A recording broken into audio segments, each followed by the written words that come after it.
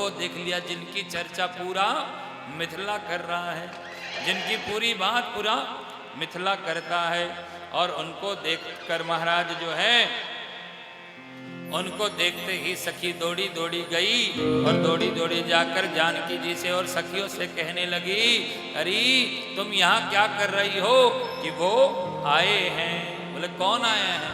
कैसा जादू, अरे हाँ कैसा जादू, अरे हाँ कैसा जादू है उनकी नजरिया में। सखी कहती है कि कोई आया सखी फुलबरिया में, कोई आया सखी फुलबरिया में, कोई आया सखी फुलबरिया में, कोई आया सखी फुलबरिया में। कैसा जादू, अरे हाँ कैसा जादू, अरे हाँ कैसा जादू है उनकी नजरिया में। कोई आया सखी फुलबरिया में, कोई आया सखी फुलबरिया में।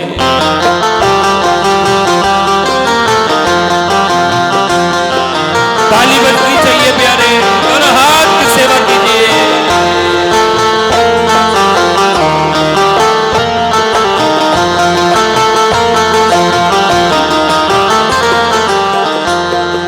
माँ सीता पूछने लगी कैसे दिखते हैं वो? ताली। सांवला एक है, एक गोरा बदन, सांवला एक है, एक गोरा बदन, सांवला एक है, एक गोरा बदन, सांवला एक है, एक गोरा सिया देख कर भी ना अब तक भरा मेरा मन, देख कर भी ना अब तक भरा मेरा मन, देख कर भी ना अब तक भरा मेरा मन, देख कर भी ना अब तक भरा मेरा मन। ऐसा रूप नहीं देखा उमरिया में, ऐसा रूप नहीं देखा उमरिया में, हो ऐसा रूप नहीं देखा उमरिया में, ऐसा रूप नहीं देखा उमरिया में। कैसा जादू, अरे हाँ कैसा जादू,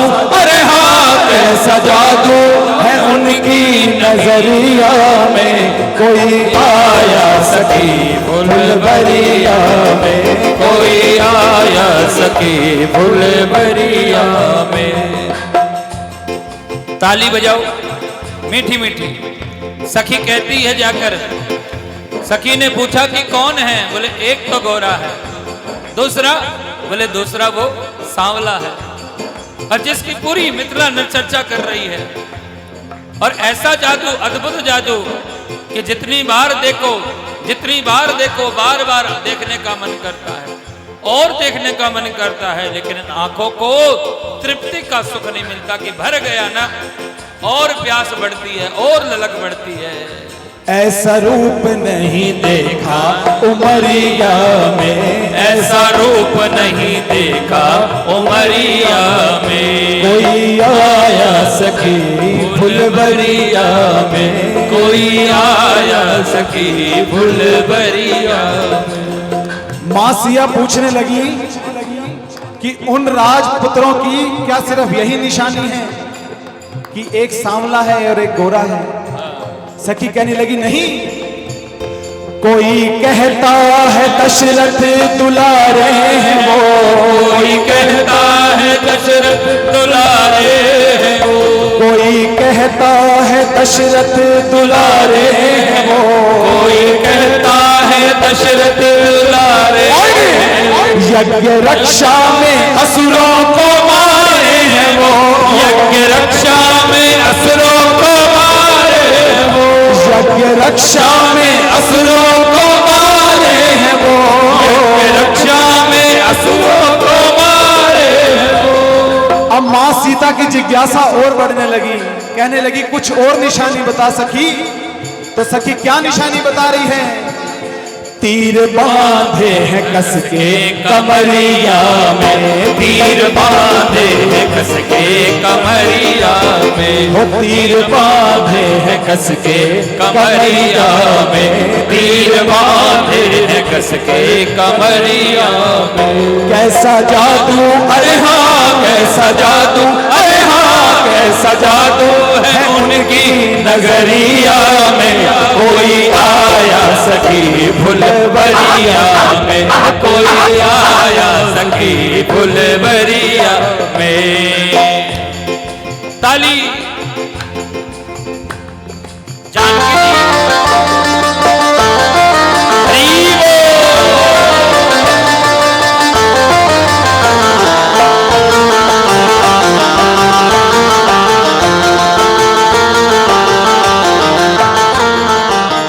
शादी उनसे ही होगी जो हर हाल में, शादी उनसे ही होगी जो हर हाल में, शादी उनसे ही होगी जो हर हाल में, शादी उनसे ही होगी जो हर हाल में। सखी कहने लगी मेरी तो दिल से इच्छा है कि हमारी सिया की शादी इन्हीं राजकुमार से होनी चाहिए।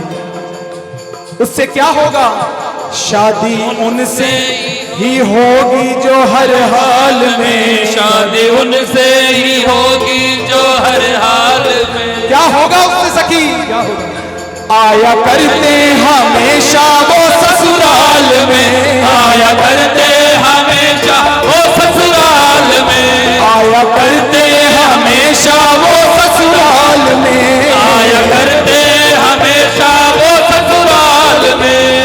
ससुराल में राम जी आएंगी तो तेरा क्या फायदा है सखी? है तेरा क्या फायदा है इसमें? क्या फायदा? सखी कहने लगी नैना डूबे रहते उनकी लहरिया में, नैना डूबे रहते उनकी लहरिया में, नैना डूबे रहते रूप लहरिया में, नैना डूबे रहते उनकी लहरिया।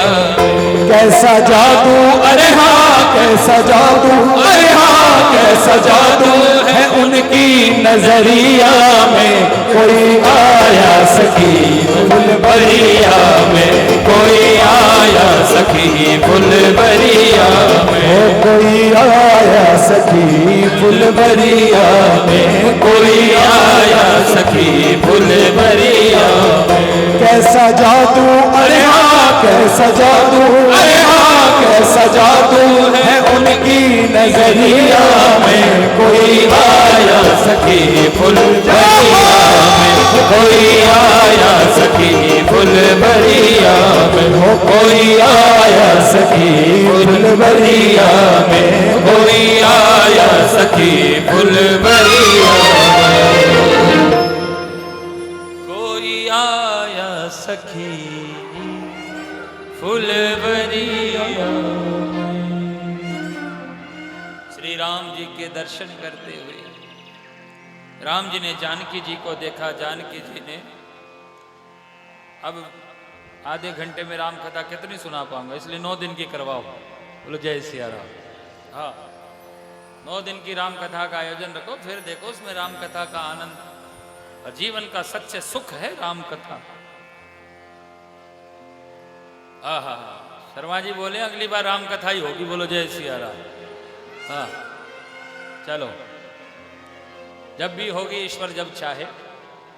लेकिन मेरा एक मन है कि राम कथा आप सुने ताकि राम को हम समझें, जिससे हमारा राम, क्योंकि मानस जो है ना मनुष्य को बनाती है, कृष्ण चरित्र का निर्माण करता है, राम राम को बना देता है। राम कथा आपको राम बनाना सिखा देती है। कृष्ण कथा सुनकर कृष्ण नहीं बन सकते, क्योंकि कहा गया कि कृष्ण ने जो कहा वो हमें करना चाहिए और राम ने जो किया वो हमें करना चाहिए। श्री सुखदेव बाबा कहते हैं जानकी जी का विवाह श्री राम जी के साथ हो गया। स्वयंवर में धनुष को उठाया और तोड़ा और विवाह हो गया। प्यारे, बड़ी ही धूमधाम के साथ विवाह हुआ। आनंद के साथ विवाह होने के बाद श्री राम जी, जानकी जी, और सिर्फ राम का विवाह नहीं, चारों राजकुमारों का विवाह हुआ। हंसी मजाक हुई शादी में, विनोद जैसे करते हैं सखियां। कहा कि महाराज, सखियों ने ये बात भी कही एक बार तो कि महाराज आपके यहाँ पर हमने सुना है कि पुत्र जो है खीर खाने से हो जाते हैं, पुत्र जो हैं खीर खाने से हो जाते हैं। तो हमारे लक्ष्मण जी ने जवाब देते हुए भी कह दिया कि हाँ, हमारे यहाँ कम से कम खीर खाने से बालक तो हो जाते हैं, तुम्हारे यहाँ तो जमीन में हल चलाने से कन्याएं हो जाती है। जानकी जी जमीन से आए थे। बोले संत भगवान की जय।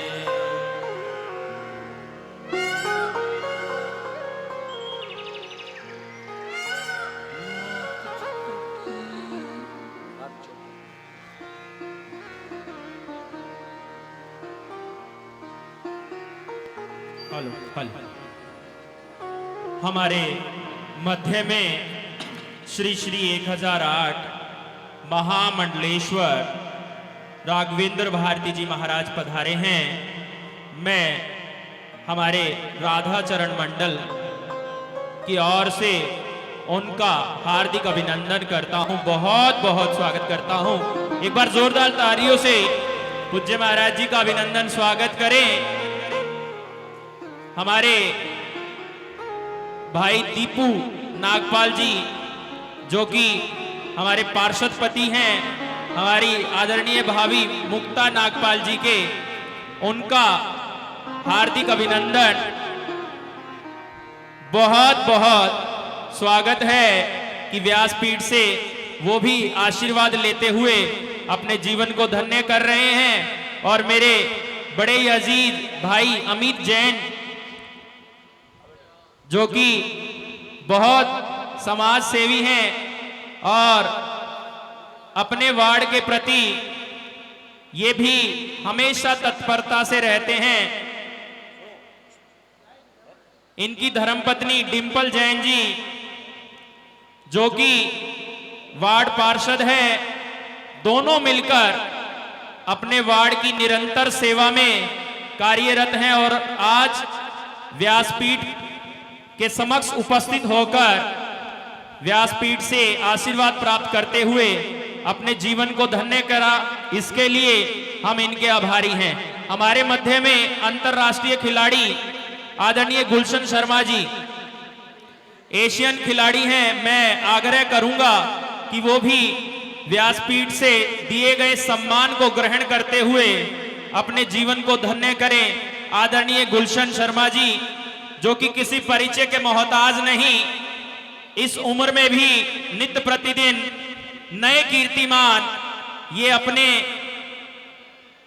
झोली में डालते जा रहे हैं। और हमें बड़ा गर्व और फख्र है कि हमारे रोहतक में ऐसे अंतरराष्ट्रीय खिलाड़ी हैं जो जमीन से जुड़े हैं और हम सभी की प्रेरणा के स्रोत हैं। उन्हीं के साथ योगा के बहुत सुंदर, मैं इन्हें टीचर कहूंगा, योगाचार्य जी हमारे रामचंद्र एलावत जी जो कि रिटायर्ड हैं पुलिस विभाग से, और इस उम्र में भी मैंने अक्सर इन्हें कई बार वो कर्तव्य करते हुए देखा है जो हम सपनों में नहीं सोच सकते, वो इस उम्र में करते हैं। एक बार जोरदार तालियां हो जाएं हमारी दोनों महान हस्तियों के लिए भी जो आज यहां श्रीमद् भागवत कथा के अमृतमय सागर का रसपान करने के लिए यहां पधारे हैं।